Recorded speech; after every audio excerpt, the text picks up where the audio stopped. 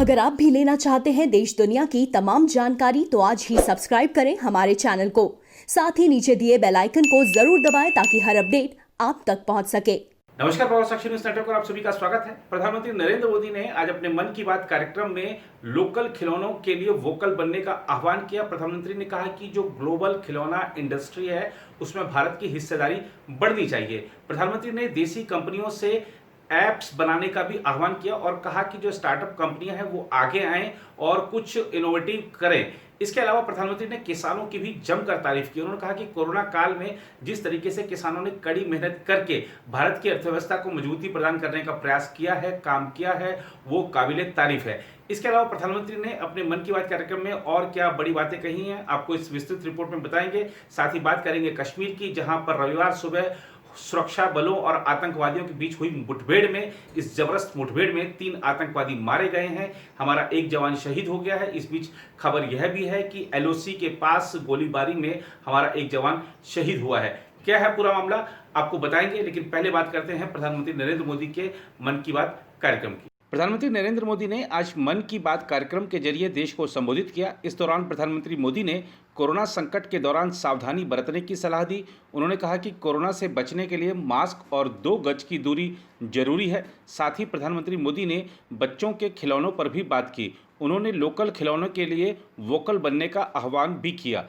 प्रधानमंत्री मोदी ने कहा कि मैं मन की बात सुन रहे बच्चों के माता पिता से क्षमा मांगता हूं, क्योंकि हो सकता है उन्हें अब ये मन की बात कार्यक्रम सुनने के बाद खिलौनों की नई नई डिमांड सुनने को मिले। प्रधानमंत्री ने कहा कि खिलौने जहां एक्टिविटी को बढ़ाने वाले होते हैं, वहीं खिलौने हमारी आकांक्षाओं को भी उड़ान देते हैं।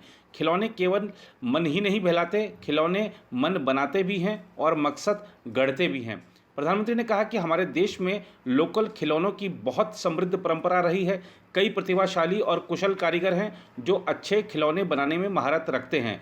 भारत के कुछ क्षेत्र टॉय क्लस्टर यानी खिलौनों के केंद्र के रूप में भी विकसित हो रहे हैं। प्रधानमंत्री ने बताया कि global toy industry 7 lakh crore से भी अधिक की है।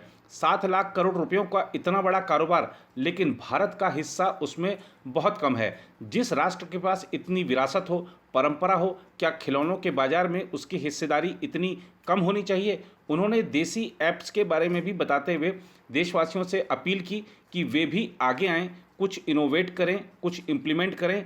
आपके प्रयास आज के छोटे छोटे स्टार्टअप्स कल बड़ी बड़ी कंपनियों में बदलेंगे और दुनिया में भारत की पहचान बनेंगे। उन्होंने कहा, अब सभी के लिए लोकल खिलौनों के लिए वोकल होने का समय है। आइए हम अपने युवाओं के लिए कुछ नए प्रकार के अच्छी क्वालिटी वाले खिलौने बनाते हैं। प्रधानमंत्री मोदी ने कहा कि कोरोना जैसी महामारी से पैदा हुई असाधारण परिस्थितियों के बावजूद देश में खरीफ की फसल की बुआई पिछले साल के मुकाबले 7% ज़्यादा हुई है। आकाशवाणी पर मासिक रेडियो कार्यक्रम मन की बात की 68वीं कड़ी में अपने विचार साझा करते हुए प्रधानमंत्री मोदी ने किसानों को नमन करते हुए कहा कि उनकी शक्ति से ही जीवन और समाज चलता है। मोदी ने कहा, हमारे किसानों ने कोरोना की इस कठिन परिस्थिति में भी अपनी ताकत को साबित किया है। हमारे देश में इस बार खरीफ की फसल की बुआई पिछले साल के मुकाबले 7% ज़्यादा हुई है। उन्होंने कहा कि धान की रोपाई इस बार लगभग 10%, दालें लगभग 5%, मोटे अनाज लगभग 3%, तिलहन लगभग 13% और कपास की लगभग 3% ज़्यादा बुआई की गई है। मोदी ने कहा, मैं इसके लिए देश के किसानों को बधाई देता हूं, उनके परिश्रम को नमन करता हूं। प्रधानमंत्री ने कहा कि आमतौर पर यह समय उत्सव का होता है और जगह जगह मेले लगते हैं तथा धार्मिक पूजा पाठ होते हैं। उन्होंने कहा, कोरोना के इस संकट काल में लोगों में उमंग तो है, उत्साह भी है, हम सबके मन को छू जाए वैसा अनुशासन भी है, नागरिकों में दायित्व का एहसास भी है। लोग अपना ध्यान रखते हुए, दूसरों का ध्यान रखते हुए अपने रोजमर्रा के काम भी कर रहे हैं। उन्होंने कहा कि संकट काल में देश में हो रहे आयोजन में जिस तरह का संयम और सादगी इस बार देखी जा रही है वो अभूतपूर्व है। गणेशोत्सव भी कहीं ऑनलाइन मनाया जा रहा है तो ज़्यादातर जगहों पर इस बार पर्यावरण अनुकूल गणेश प्रतिमा स्थापित की गई है। उधर श्रीनगर के बाहरी इलाके में रविवार को सुरक्षा बलों और आतंकवादियों के बीच मुठभेड़ में 3 आतंकवादी मारे गए और प्रदेश पुलिस का एक सहायक उप निरीक्षक शहीद हो गया। पुलिस ने यह जानकारी दी। पुलिस के एक अधिकारी ने बताया कि पंथा चौक पर पुलिस और केंद्रीय रिजर्व पुलिस बल के संयुक्त नाके पर आतंकवादियों ने शनिवार रात गोलीबारी की। उन्होंने बताया कि इसके बाद पुलिस और केंद्रीय रिजर्व पुलिस बल के संयुक्त दल ने इलाके को घेर लिया और वहां तलाशी अभियान चलाया। अधिकारी ने बताया कि इलाके में तलाशी अभियान के दौरान आतंकवादियों ने दोबारा गोलीबारी की, जिसका सुरक्षा बलों ने माकूल जवाब दिया, जिसके बाद यह मुठभेड़ शुरू हो गई। उन्होंने बताया कि इलाके को पूरी तरह से घेर लिया गया था और आज सुबह गोलीबारी दोबारा शुरू हुई। उन्होंने बताया कि इस गोलीबारी में 3 आतंकवादी मारे गए। अधिकारी ने बताया कि प्रदेश पुलिस के एक सहायक उप निरीक्षक बाबूराम इस अभियान में शहीद हो गए। इस बीच खबर है कि जम्मू कश्मीर के राजौरी जिले में नियंत्रण रेखा के पास गोलीबारी में सेना का एक जवान शहीद हो गया है।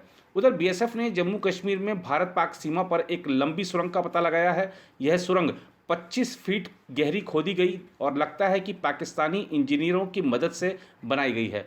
बीएसएफ अधिकारियों ने सुरंग के खुलासे के बाद निगरानी और बढ़ा दी है और सीमा पर इस तरह की सुरंगें और तो नहीं हैं, इसका भी पता लगाया जा रहा है। हमको काफ़ी देर से कुछ हमारी एजेंसीज द्वारा हमको इनपुट्स मिल रहे थे कि सांबा एरिया में टनल का एग्जिस्टेंस है। अकॉर्डिंगली हमने कुछ एक स्पेशल टीम्स बनाई थी और उन टीम्स को सर्च ऑपरेशंस के ऊपर डाला हुआ था। तो कल जो है एक टीम को काफ़ी सफलता मिली है जब उन्होंने इस टीम को ढूंढ निकाला, इस टनल को ढूंढ निकाला है। तो ये टनल करीब 150 गज जीरो लाइन से इंडियन साइड में खुद चुकी है और इंडियन साइड में जो इसका माउथ है, जहाँ पर एग्ज़िट है, वहाँ पर प्रॉपरली सैंड बैग्स लगा के इसको रीइंफोर्स किया हुआ है और उन सैंड बैग्स के ऊपर प्रॉपर पाकिस्तान की मार्किंग है, जिसके ऊपर कराची लिखा हुआ है, फैक्ट्रीज़ के नाम लिखे हुए हैं, शकरगढ़ लिखा हुआ है, शुगर फैक्ट्री का नाम लिखा हुआ है। वो सैंड बैग्स हम आपको थोड़ी देर में दिखाएंगे। तो इससे क्लियरली लगता है कि ये एक प्रॉपर प्लानिंग के साथ में, इंजीनियरिंग एफर्ट के साथ में इस टनल को खोदा गया है और एक अल्टीरियर मोटिव के ध्यान में रखते हुए इसको खोदा गया है। सर, किस तरह के डायमेंशंस है टनल के, कितना डीप है, लेंथ क्या ये खुली हुई है क्या? हाँ, ये टनल अगर आप विज़िट करेंगे तो ये करीब अभी जो आप देख पा रहे हैं नंगी आँखों से, ये कम ग्राउंड सरफेस से 25 फुट नीचे तक गहरी जा रही है और उसके बाद में फिर ये ग्रेजुअली जो है ये ऊपर की तरफ चढ़ रही है, जहाँ पर इसका माउथ निकल रहा है। उधर देश में कोरोना के मामलों की बात करें तो पिछले 24 घंटे में 78,000 से ज्यादा नए मामले सामने आए हैं, जो कि एक दिन का सर्वाधिक बड़ा उछाल है। पूरी दुनिया में सबसे बड़ा आंकड़ा है नए मामलों का और भारत इस मामले में अब शीर्ष पर आ चुका है। अगर हम देखें देश में कुल संक्रमितों की संख्या की तो ये 35 लाख को पार कर चुकी है, लेकिन राहत की बात यह है कि 27 लाख से ज्यादा लोग अब तक ठीक होकर स्वस्थ होकर घर जा चुके हैं। हालांकि कोरोना से देश में हुई अब तक मौतों की बात करें तो ये आंकड़ा 63,000 को पार कर चुका है। इसलिए सामाजिक दूरी बनाकर रखिए, मास्क लगाकर रखिए, सैनिटाइजर का उपयोग करते रहिए।